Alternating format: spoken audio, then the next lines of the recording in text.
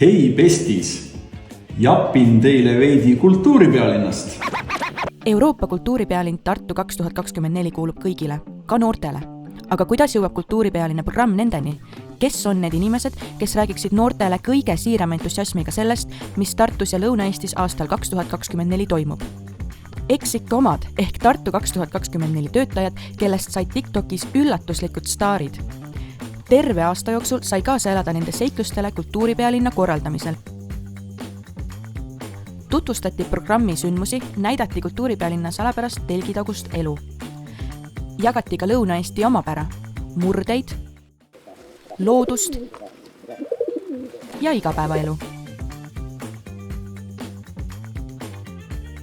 Eesmärk näidata noortele, et Tartu ja Lõuna-Eesti on põnev sihtkoht, kus on toimumas palju lahedat. Videotes ei olnud vaid Tartu 2024 digitiim või tegevjuht.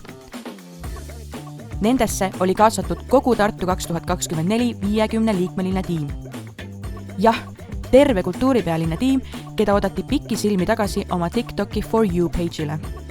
Ja tulemused? Strateegia kaasata mõjuisikutena Tartu 2024 töötajad oli pööraselt edukas. Eesmärgid ületati 2-kordselt.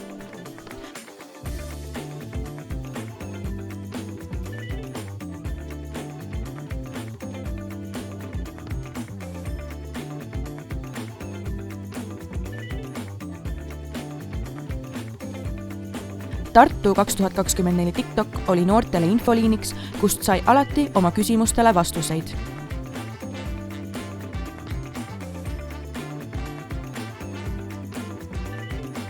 Samas oli see ka kui külalisteraamat, kuhu märgiti oma osalus ja jagati oma tähelepanekuid sündmustelt.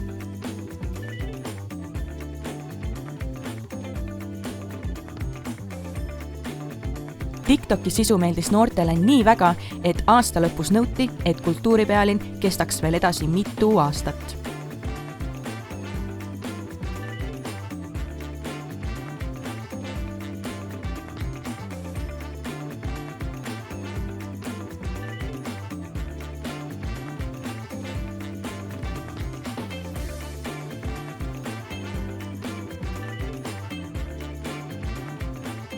Ja mida on öelda Tartu 2024 sihtasutuse juhil selle kõige peale? Slay.